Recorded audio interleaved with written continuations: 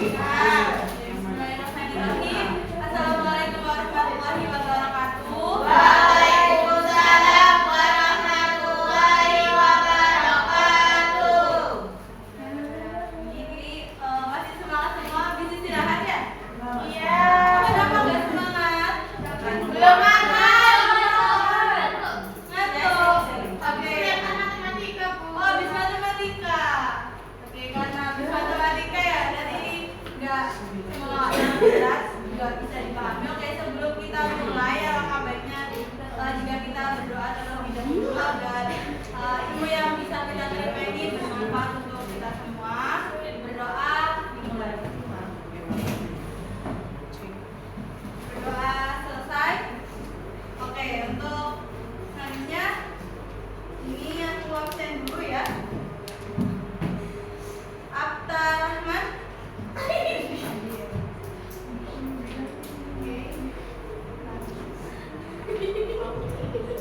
Amanda Hasna. Nggak ada izin atau Pindah. mau pindah? Amelia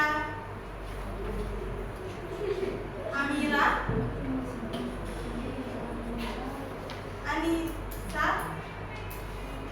Anissa Rahayu.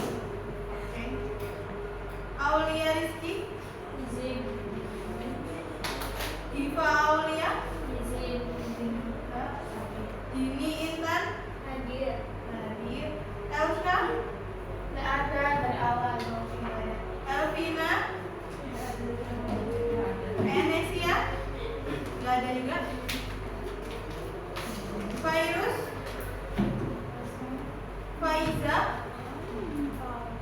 Farah. Laila. Latifatul. Latifatus. Mauluna.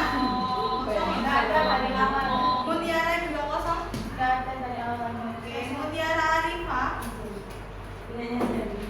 Nabila Maheswari. Nadia. Naila. Najwa. Najwa Camelia. Nesha. Rahmania. Nggak ada dari awal. Sania Putri. Sania. Oh, Sania. Saskia. Ya. Sayyidina. Safira. Oh, ya maaf ya. Sarifa. Sazia. Sazia yang mana? Nggak ada. Sazia kemana? Cynthia. Oke, Cynthia. Farisa. Oke.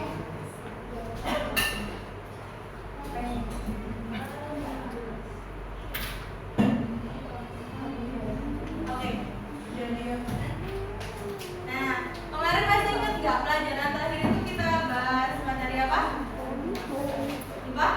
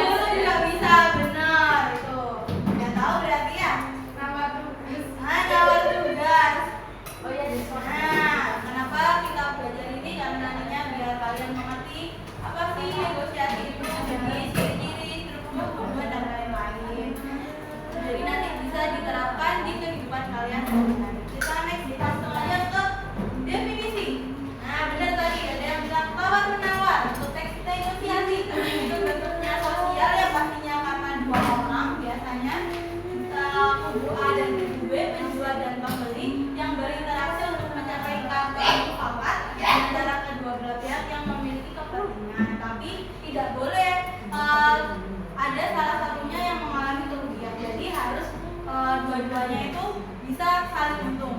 Jadi nggak boleh ada berundel ataupun ada hal yang tidak enak nanti di belakang. Jadi harus sama-sama untung. Jadi nggak boleh salah satunya. Sampai di pengertian ini apa bisa dipahami atau ada yang perlu ditanyakan? Kecepatan?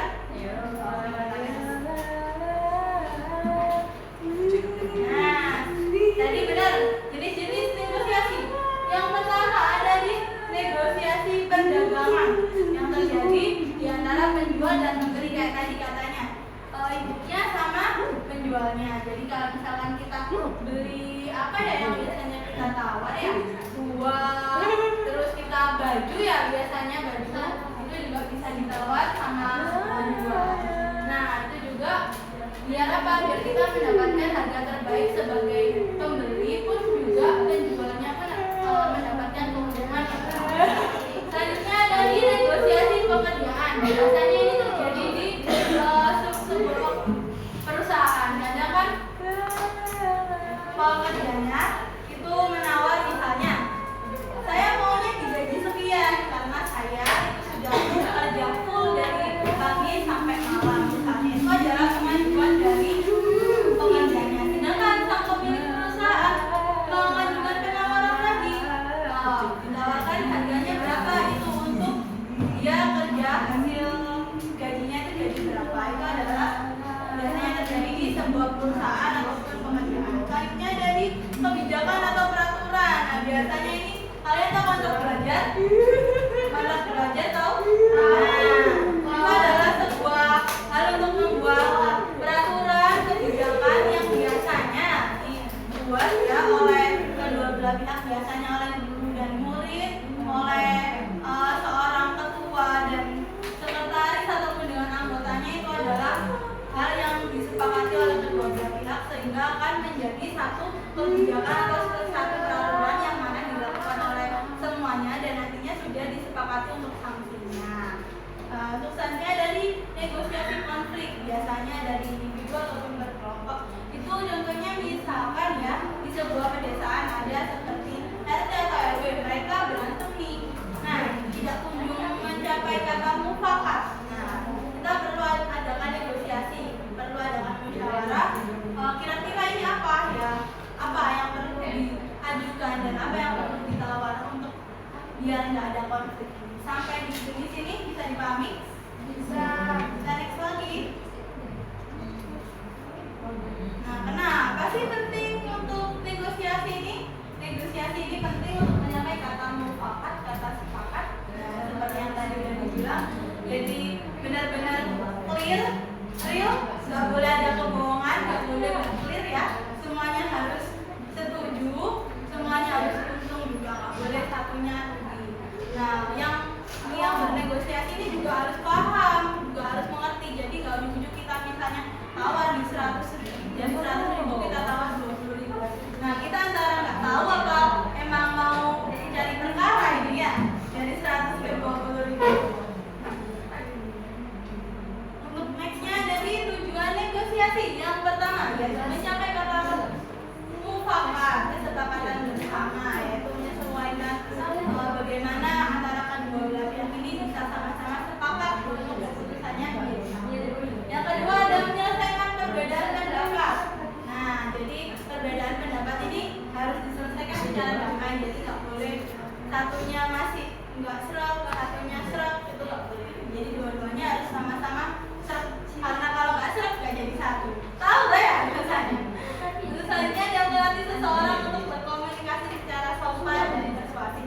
Jadi nggak bisa nih kita ngomongnya asal. Nah, bapak aku pokoknya maunya 50.000. Nah, bisa dimarahin sama penjualnya nanti kalau kita nggak ngomongnya baik-baik pun nanti dari siswa ke gurunya pun akan ngobrolnya juga secara baik dan secara sopan untuk menawar kiranya itu ada ketidaksesuaian di sana. Selanjutnya ada menumbuhkan sikap toleransi dan menghargai pandangan orang lain. Jadi misalnya nih ya di suatu kelompok A dan B dia punya pendapat ini enaknya kalau hukumannya itu nyanyi, satunya hukumannya itu baca puisi. Nah kedua belah pihak ini punya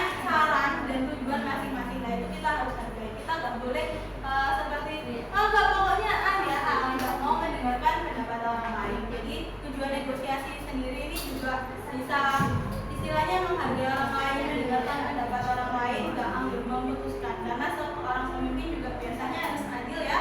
Jadi nggak boleh dia harus menang sendiri terkait egonya. Untuk nextnya kita masuk di ciri-ciri negosiasi. Yang pertama, bersifat dua arah itu pasti, karena orang berdialog pasti dua arah, pasti dua orang, nggak mungkin dia ngomong sendiri.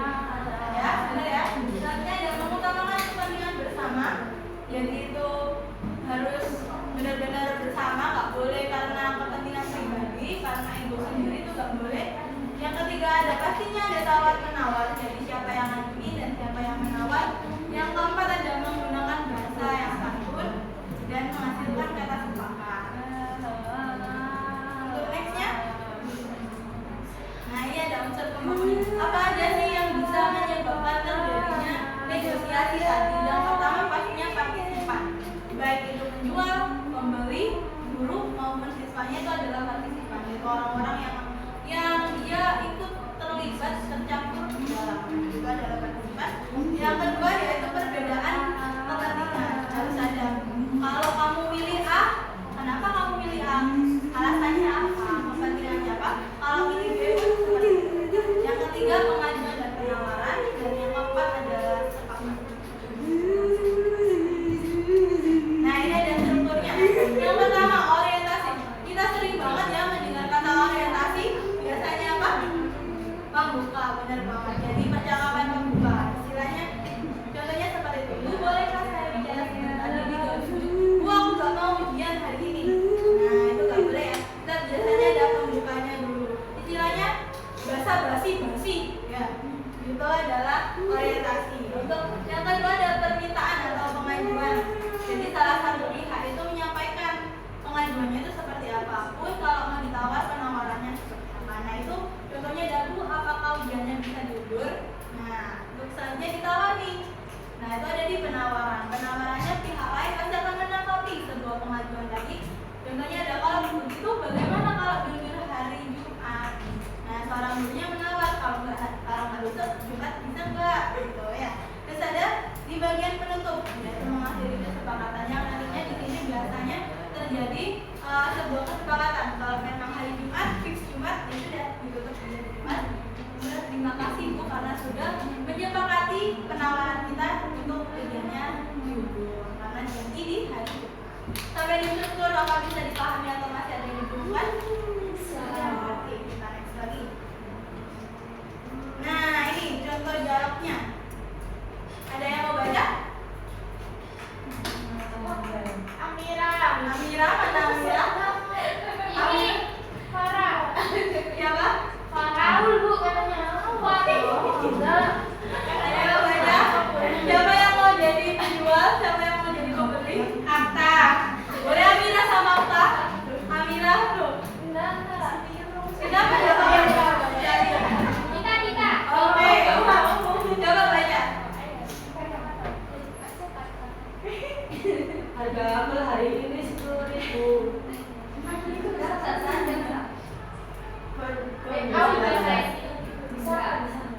Bisakah saya membeli 2 kilo dengan harga 18? Maaf, saya tidak bisa menurunkan harga. Baiklah, saya akan memberikan sedikit saja. Ya, jadi biasanya kan pembeli itu ada yang dia sengaja tidak menaikkan harganya ya. Jadi memang sengaja dia mengambil keuntungan sedikit karena itu sudah harga pas. Jadinya kadang mereka tidak ingin ditawar. Tapi ada pembeli yang dia sengaja menaikkan harganya untuk ditawar. Jadi harus pintar-pintar pembeli. Nah, contohnya misalkan nih, ada yang pernah thrifting nggak? Thrifting di tengah. Nah, thrifting itu biasanya kalau kita nggak pintar-pintar tawar, kita dapat harga mahal kan? Nah, kalau kita pintar, kita cari celah-celahnya. Ada lubang dikit aja kita masih bilang, ini loh Pak lubang. Nah, gitu kan? Nah, istilahnya itu adalah alasan bagi pembeli untuk menawar. Tapi alasannya itu istilahnya sopan gitu, nggak seperti yang nggak mau Pak pokoknya harganya segini. Itu ada alasannya tersendiri. Nah, itu tadi karena ada dia harus mengerti dan pandai saat menawar. Nextnya ini ada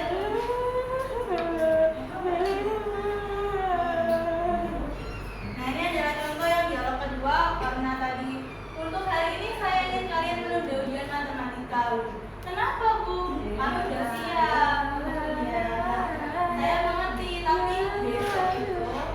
kalian punya ujian dasar. Nah, ini baik banget ya gurunya, boleh diundur ujiannya ya. Sedangkan ini ujiannya matematika. Jadi ini adalah seperti tadi yang dibilang teman kalian tadi soal negosiasi bersama guru untuk diundur. Untuk pengumpulan tugas maupun untuk ujian itu adalah negosiasi di ranah pendidikan. Oke, sampai sini bisa dipahami? Oke, nggak ada pertanyaan atau ada yang didiskusikan? Paham? Ya, karena sudah paham semua. Nextnya apa ya?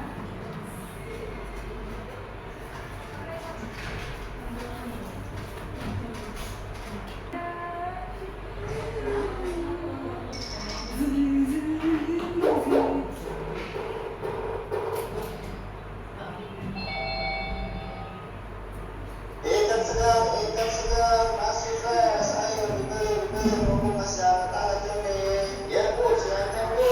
Ikan apa bu? Ikan barongan bu, masih segar baru diangkat dari laut bu. Buktinya masih basah tuh soalnya pakai anduk. Ya namanya ikan mah pernah baru gosip. Cak si ibu ke joknya. Kalau ini nah, kalau ini kan tongkol bu. Awas jangan sampai balik ya bu, ucapinnya ntar bisa salah persepsi berarti kan bu. Kalau ini kenapa ya? Itu cumi bu, bukan ikan. Mohon maaf nih bu ya, mohon maaf. Ya tadi nanya dulu mau kita kan nih. Oke bu. Ya bu, kita sama-sama mau beli ikan bu. Bukan, itu sih bu cuma ikan ini berapa? Itu sekilo 20.000 bu. Dijamin masih segar pakai banget. Mahal amat bu. 15.000 deh. 20 buset bu. Itu nawar apa malah? Gak dapet bu. Gak balik modal bu sayangnya. Ya udah. Biar langganan kan. Jadi deh 3 kilo. Bu. Kalau langganannya kayak ibu mah bisa langsung bangkrut sayangnya bu. Yaudah deh, saya kurangi deh 45.000 sekilo ya. Itu udah seret banget untuk buat saya. Onego maafkan Mas Adis.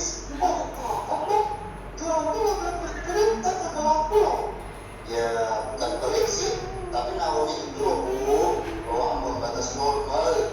Ya pagi juga, soalnya masa setelah memasak, bapak bisa membeli bawang, capek, beras, minyak. Kan kalau yang habis beli kandang, terus kasih berarti pakai apa coba? Mikir bang, mikir. Lah, kok? Atau malah gue sama? Ya. Oke, sekilas tadi sampai menunggu loading. Ini adalah sebuah tawar-menawar yang ada di pasar, benar ya?